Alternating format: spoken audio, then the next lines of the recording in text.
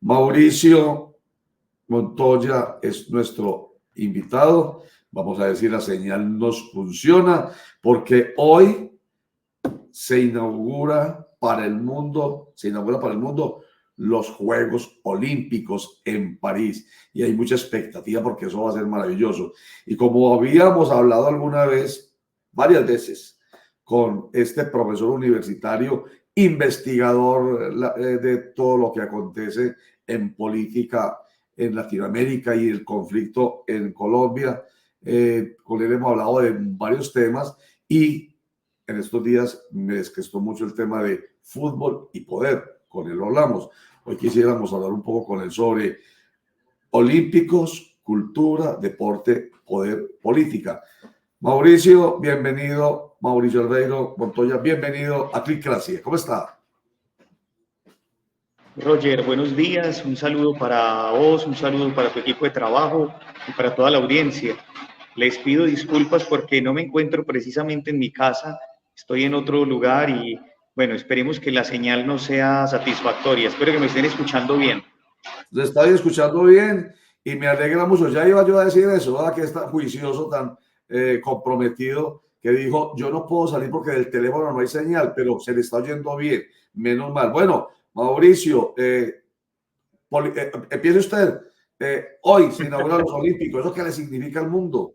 Desde el punto de vista de Bueno, todo, el deporte, la política, el poder. claro, hay un escenario muy interesante en torno a la inauguración de los Olímpicos, aunque hoy es el evento inaugural, pues sabemos que comenzaron desde antier, ¿no? Ya hemos tenido varios deportes, incluso nuestras chicas futbolistas ayer lastimosamente pues perdieron un partido que pudo haber sido mejor para ellas, pero esperemos que puedan revertir la situación.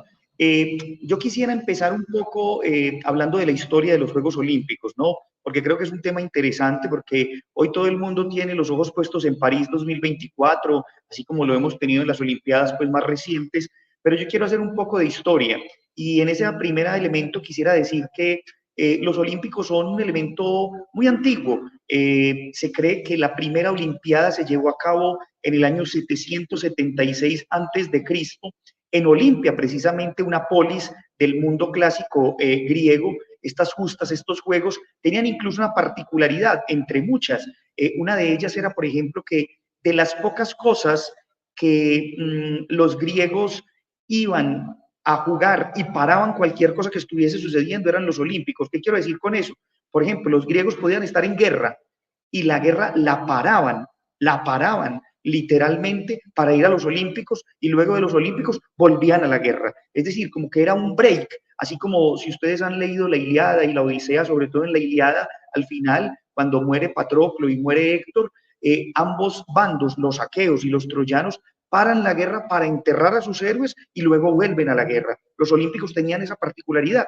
Y además se celebraban en Olimpia, que era un lugar que era santuario religioso especial, porque allí se rendía culto a Zeus, principal deidad del Olimpo, pero a otras grandes deidades del Olimpo, entonces era también un santuario religioso. Y no nos olvidemos que los juegos, además de ser juegos deportivos, eran juegos religiosos, ¿no? Entonces, en ese sentido, hay un primer elemento importante en la historia. Otro elemento curioso es que en esas justas de la antigüedad clásica, los atletas competían desnudos, no se permitía la competición de mujeres, había una gran cantidad de disciplinas y los Juegos Olímpicos estuvieron vigentes hasta el siglo IV después de Cristo. En el año 393 después de Cristo, cuando el entonces el emperador Teodosio I los prohibió por paganos. Recordemos que ya para ese siglo IV después de Cristo, pues el cristianismo había impactado de manera muy fuerte en la antigüedad clásica, específicamente en Roma, y los Juegos Olímpicos fueron prohibidos. Quisiera, antes de dar el salto para contar más elementos de la contemporaneidad, decir un par de cosas que me llaman la atención, sobre todo en el mundo olímpico clásico, y es que esas Olimpiadas, que les decía, eran también a la vez juegos, pero eran elementos rituales, religiosos, fueron cantados y fueron poetizados, fueron escritos por una gran cantidad de poetas de la época en odas.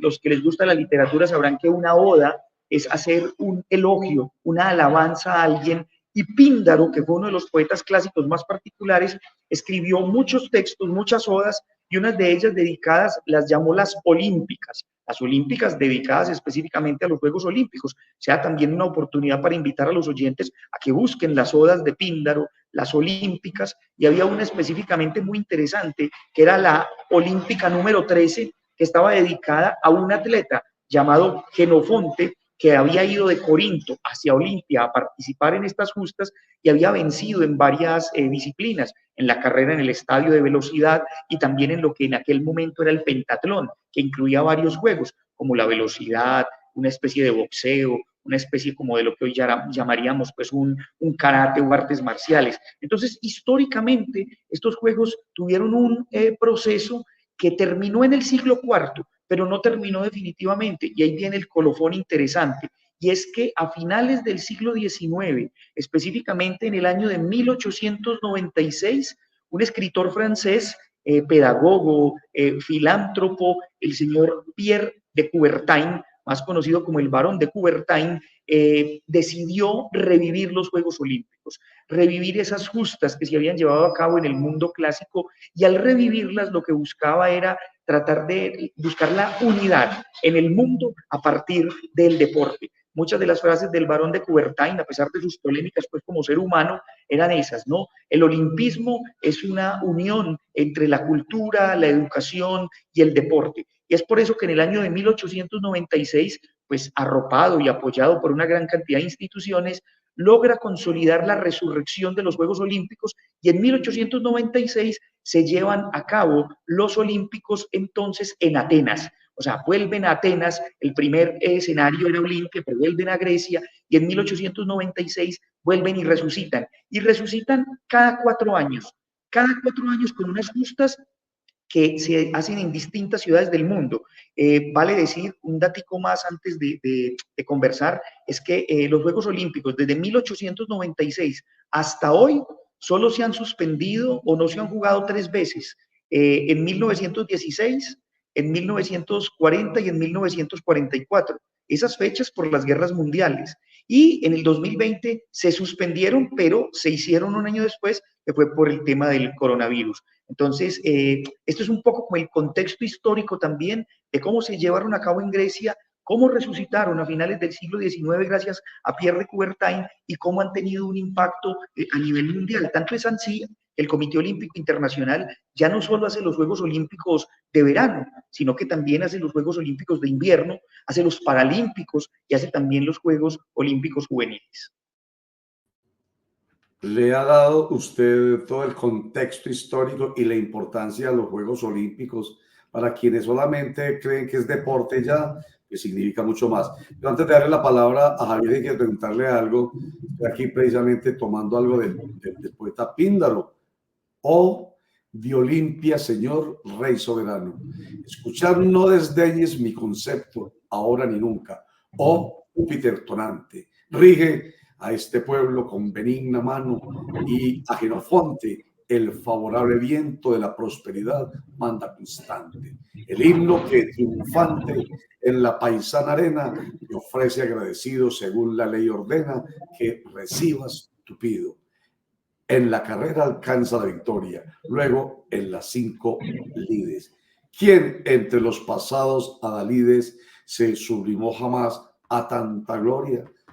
Quería simplemente no dejar escapar la invitación que usted hace con esas imágenes hermosas que está presentándonos José Vasco, maravillosa, ese momento que usted plantea que debe haber sido sublime cuando la gente escuchaba las odas de Píndaro.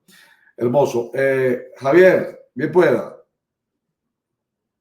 Buen día, cordial saludo. Tiene una muy bonita chaqueta, lo felicito. Ya entiendo por qué sus análisis son tan inteligentes.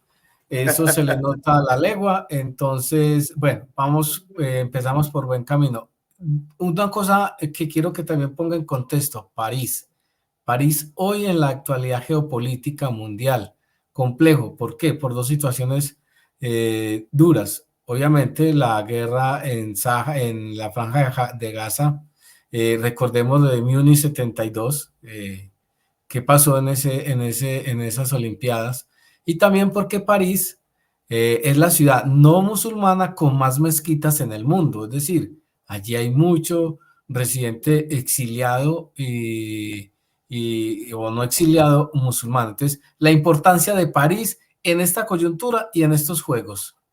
Bueno, esa es una pregunta muy buena, pero antes de responder a eso, porque ese es un contexto muy político, quiero mencionar algunos de los elementos históricos y políticos que han dado los Olímpicos. Y tengo 4 en la cabeza para llegar a París y hacer también una recomendación literaria. Miren, Berlín 1936, los Olímpicos que eran en una década donde Europa estaba sumida en el fantasma del nazismo y el fantasma del fascismo. No olvidemos que por aquella época también surgieron los mundiales de fútbol, el primer mundial en Uruguay en el 30 y después en Italia en el 34, donde el fascismo con Mussolini tuvo toda su propaganda. Y en el 36, Berlín, Hitler aprovecharía el momento para hacer allí toda una propaganda de la situación aria, de los arios. No olvidemos a Jesse Owens, famoso por haber ganado 4 medallas doradas en esos Olímpicos de Berlín 36, que pudo haber sido o fue asimismo una humillación para el nazismo, para Hitler. Ya lo mencionaba usted, Múnich 72, la famosa masacre de los atletas israelíes a manos de un grupo llamado Septiembre Negro, un grupo terrorista de musulmanes palestinos, decían algunos, no todos eran palestinos, pero fue la famosa masacre de Múnich en el aeropuerto que después de unos intercambios de disparos con los miembros de las Fuerzas Armadas alemanas y también del ejército israelí, pues no pudieron salvar a los atletas israelíes. El otro caso particular es el de México, ¿no? Recuerden ustedes que en México 68, en el mes de agosto, se da una masacre muy famosa, la masacre de Tlatelolco, la masacre contra los estudiantes, y aún así los olímpicos, el Comité Olímpico no le quita la sede a México, que 2 meses después, en octubre, celebra los Olímpicos de México 68. Y muy bien lo dice usted, el asunto relacionado con el tema de los atentados, ¿no? El tema de la zozobra, el tema del miedo. Recordemos que en el segundo partido, que jugó España con Uzbekistán, ya había miedo, hubo un paquete por ahí que retrasó todo, la situación alrededor de esto. Usted mencionaba entonces el caso de París. Y mire, y es muy interesante lo que usted menciona y se lo va a decir por qué. Porque resulta que cerca uno de los lugares más emblemáticos de París, que es la iglesia del Sagrado Corazón, la Santa Croce, o la Pura Sangre, que ahí hay una plaza muy bonita, de la Plaza de los Pintores. Cerca hay uno de los barrios de inmigrantes más complejos y dicen algunos más peligrosos, de africanos, de hombres y personas del Medio Oriente, que muchos de ellos son musulmanes. Y también, con esto que usted dice, claro, está el temor, está el horror y el miedo a que entonces de alguna manera puedan aparecer estas ideas del fundamentalismo islámico para afectar. Pero no olvidemos otra cosa en el contexto político de París. No olvidemos que el gobierno de Macron ha tenido durante los últimos años una gran cantidad de protestas, y protestas que tienen que ver incluso con el sistema agrícola. Gente del campo que está protestando en París por una gran cantidad de posiciones políticas y de posiciones económicas que se han tomado desde el gobierno de Macron y también desde la Unión Europea, que está afectando el mundo agrícola parisino y de toda Francia. Y cierro esa intervención suya diciendo lo siguiente. Mire, hay un novelista muy polémico, Michel Houellebecq. Michel Houellebecq escribió una novela hace algunos años que recomiendo a todos. La novela se llama Sumisión. No sumisión, sino sumisión, sumisión, de sumiso. ¿Por qué? Porque si ustedes recuerdan, la palabra Islam o la palabra musulmán, muslim, son palabras árabes que significan, muslim significa el sometido, Islam el que se somete. Cuando se habla del que se somete, es el que decide aceptar, el que acepta una ley, el que acepta una religión. Y esa novela es muy interesante y solamente les voy a dar el contexto para que la lean, porque su misión en Houellebecq lo que hace es una novela donde muestra que qué pasaría en una realidad, podríamos decir, utópica o distópica futura, donde el presidente de Francia fuera un musulmán y la Sorbona de París se convirtiera en una universidad islámica. Entonces, con eso le dejo el contexto de lo que podría ser también una figura novelada a partir de la literatura. Muy bien, con razón, ya me acordé por qué es que Javier se puso tan contento cuando lo vio. Le vi ese escudo en el pecho. Pero usted lo está haciendo a propósito o no? ¿Por qué hoy le dio por poner esa chaqueta? Porque no lo hago con usted hablamos, perdóneme, con usted hablamos, recuerdo la primera vez sobre los símbolos a propósito del sombrero del comandante del M-19 Pizarro, y usted nos metió el cuento de los símbolos y lo que significan. Y cuando yo también lo vi, me sentí impactado, aunque yo no soy del mundo del fútbol. Igual me da si usted tiene una chaqueta de ese color o la tiene roja o azul. Pero, ¿por qué? No, yo soy futbolero. Reconozco ser hincha de Nacional desde muy niño, pero también hincha de muchos equipos. Podría haber tenido cualquier otra, pero por circunstancias, hoy estoy en un hospital. Entonces, como hace tanto frío, no tenía sino esta chaqueta a mano ayer y fue la primera que pude tomar. Entonces, pero reconozco ser hincha de Nacional y bueno, pero estas son las circunstancias. Muy bien, eso me da para agradecerle mucho porque pese a que está en un hospital, porque su mamá está precisamente con dificultades de salud, dijo, no, tranquilo, Roger, yo salgo así sea con la dificultad, que no ha habido dificultad, gracias a Dios, del teléfono celular, porque a él, juicioso, le gusta en su estudio, con el escritorio, buena iluminación y demás, lo se ha visto bien y se le ha oído muy bien, y sobre todo el contenido de lo que nos ha dicho. Maritza, bien pueda. Yo también estoy muy contenta con esa chaqueta, Roger. Como Javier, me lleno de envidia. Yo quiero una como esa. Pero, Mauricio, los Olímpicos es, digamos, como lo quiero que lo analice usted, que nos dé como su concepto, porque en los Olímpicos pues van los deportistas que no reciben grandes cantidades de dinero por ejercer su deporte. Es más el honor, la gloria que representa estar en los Olímpicos que una suma de dinero que inclusive pues por la participación o por las medallas está por parte del gobierno pues un poco inferior a lo que se ha tenido siempre, o lo que se ha tenido pues desde la administración pasada. Pero entonces esa gloria es lo que realmente llena a un deportista, participar en los Olímpicos. Bueno, yo le voy a plantear dos ejemplos históricos primero antes de responder a su pregunta. Mire, el primer ejemplo histórico era los que participaban en las Olimpiadas en la Grecia clásica, porque era un ritual religioso, era un juego religioso también, había un rito. Los que participaban allí estaban esperanzados en ganar la corona de laurel, en ser recordados, en tener una efigie, en quedar en la memoria, así como en esa olímpica que recitaba Roger ahora, donde se cantaba la historia de Jenofonte, y hasta hoy todo el mundo recuerda a Jenofonte de Corinto por lo que hizo, el honor. Ese es un primer ejemplo.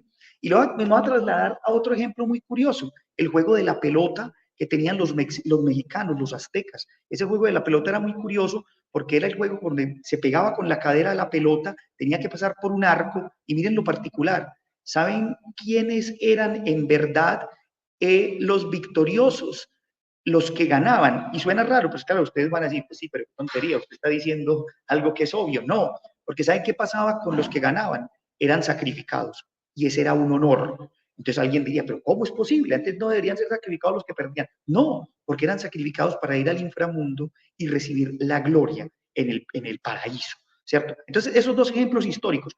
¿Para qué? Para trasladarme a lo que jugamos hoy, ¿no? En todos los deportes, lo decíamos la otra vez, las apuestas, los premios, los patrocinadores, ¿cierto? ¿Cuánto cobran hoy?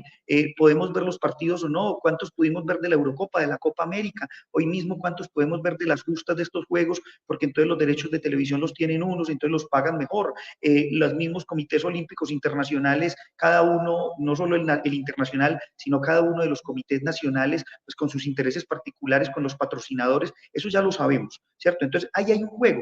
Pero también está la otra cara, está la cara de los deportistas que luchan también por su honor y obviamente siempre buscarán algún rédito, como cualquiera de nosotros cuando trabaja con disciplina por algo, pues buscará un premio, ¿cierto? Y quiero recordar con esa pregunta que usted hace, quiero recordar un hecho muy bonito que se dio en las Olimpiadas de Tokio 2021, que eran de 2020, recuerden que las aplazaron por el coronavirus, y se dio un hecho inédito, nunca había pasado en los Olímpicos.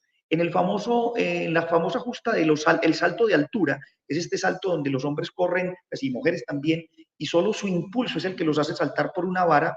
En esa justa de Tokio 2021 pasó una cosa impresionante, y fue que un catarí, Mutaz Essa, y un italiano, Gianmarco Tamberi, ambos estaban empatados en la altura del salto. Y el juez fue donde ambos y les dijo, vamos a tener que ir a un desempate, a otro salto, porque ustedes en este momento, después de todos los saltos, están empatados. Y el catarí le preguntó al juez, y no puede haber 2 medallas de oro. Y el juez se quedó impactado, miró al resto de los jueces, y todos los jueces decidieron que hubiese 2 medallas de oro. Y los dos, el italiano y el catarí, fueron ganadores de la presea dorada. Inédito, nunca había pasado eso en los Olímpicos. Eso muestra la nobleza y el respeto de los atletas entre sí y también por el deporte que practican. Precisamente estamos viendo en pantalla. Ese es el mejor ejemplo de lo de la nobleza, de lo que significa, a propósito de esa pregunta pertinente de Maritza. Es tan noble que hasta gano, así sea yo el sacrificado. Para la muestra ese comentario. Ahí entiende uno más, y yo, que no soy tan amigo del deporte, me emociono hoy ya para ver cómo es que empieza esta nueva historia, que es una historia permanente de años, miles de años atrás, de los Olímpicos. Mauricio Albeiro Montoya, profesor universitario, investigador, que bueno, siempre nos deja embelesados. Vamos a ver con qué nos salen estos días. Muchas gracias, Roger. Yo quiero despedirme también diciendo una cosita, y es que, bueno, también hay que apoyar las justas y los Juegos de los colombianos. Nuestra historia nos ha regalado 34 medallas olímpicas en la historia. Los colombianos han asistido a las justas olímpicas desde el año de 1932 y han tenido una participación maravillosa. No podemos olvidar, pues, aquellos Juegos Olímpicos de Barcelona con la medalla de bronce de Jimena Restrepo en atletismo, o los Juegos Olímpicos de Pekín y Londres, donde Mariana Pajón nos regaló en el BMX las medallas de oro, la medalla de María Isabel Urrutia en los Juegos de Sydney, o la medalla también de Caterina Ibargüen en Londres 2012, sí, donde nos emocionó a todos. Entonces, ojalá la historia también para Colombia en estas justas sea beneficiosa y podamos traernos muchas medallas. La mejor de las suertes para todos los atletas, y la invitación es también a que variemos un poco, ¿sí? A mí también me gusta mucho el fútbol, a la mayoría de la gente le gusta mucho el fútbol, pero qué bueno poder ver otros deportes, aprender de otros deportes y entender la riqueza y el valor que hay allí. Y cierro con esto, miren, en la actualidad el Comité Olímpico Internacional hace algún par de años construyó una cátedra olímpica, se llama así, Cátedra Olímpica, y esa cátedra olímpica se dicta en distintas partes del mundo, universidades, centros educativos, centros de pensamiento, y cada Comité Olímpico Nacional la promueve a nivel del país. Aquí en Colombia, por ejemplo, tenemos a una persona antioqueña de Medellín, el profesor Tomás Bolaño, tal vez uno de los mejores conocedores del tema de la cátedra olímpica. Y miren lo bonito, ¿cuál es el objetivo de la cátedra olímpica? El objetivo de la cátedra olímpica es promover en los atletas y en las personas las 3 grandes características o las 3 grandes virtudes de todo atleta olímpico: la excelencia, la amistad y el respeto. Muy bien. Mauricio Albeiro Montoya, muchas gracias. Espero pues que podamos tenerlo nuevamente aquí. Mucha suerte. Salud para su mamá. Chao. Muchas gracias a ustedes. Que estén muy bien. Gracias por la invitación. Bien, gracias.